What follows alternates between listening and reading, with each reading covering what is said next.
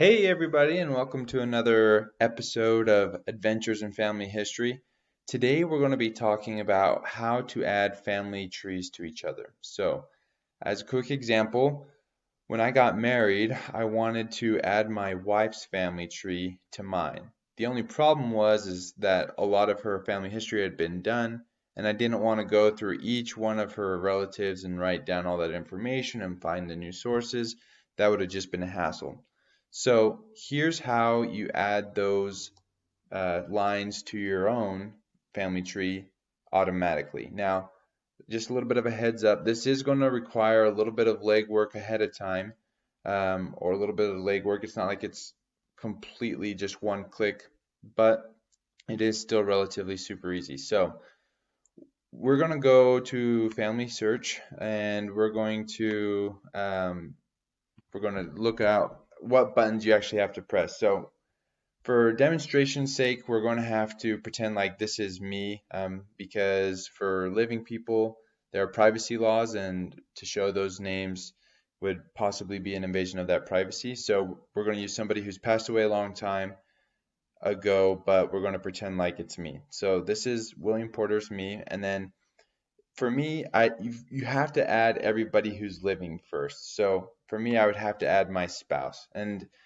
that's really easy. You just click that Add Spouse button, and then you would click in or type in the names, and then you would click Living, this button right here. And then you can just enter a birth date and a birthplace, and that is going to create a profile for that person, and it's going to give them a unique identification number. Now, Jenny, on her side, she's going to have a unique identification number for her own personal family search profile, and then she's also going to have a different unique identification number when I have her profile on my family search profile. And so uh,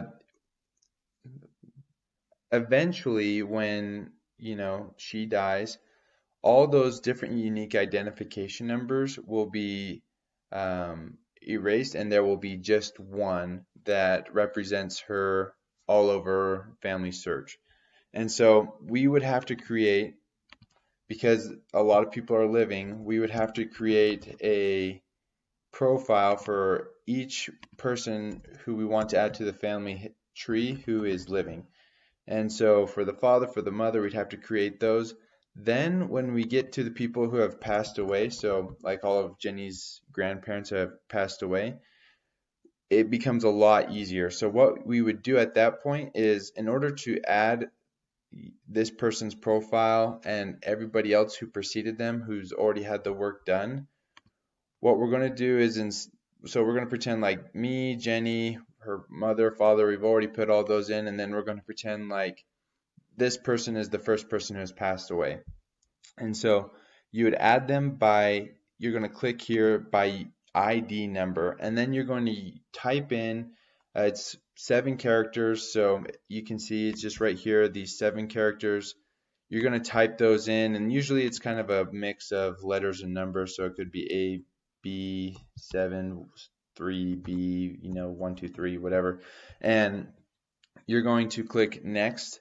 And what that's going to do is that's going to auto-populate everybody who has passed away and had the family work done that precedes that person, and including that person. So that is the easy way to auto-populate your family tree. It makes it really simple to add lines to your own family tree, and then from there you can just start working on the names that haven't quite been done yet. So if you have any other questions about this, feel free to leave those in the comments below, and be sure to like and subscribe the video. Thanks.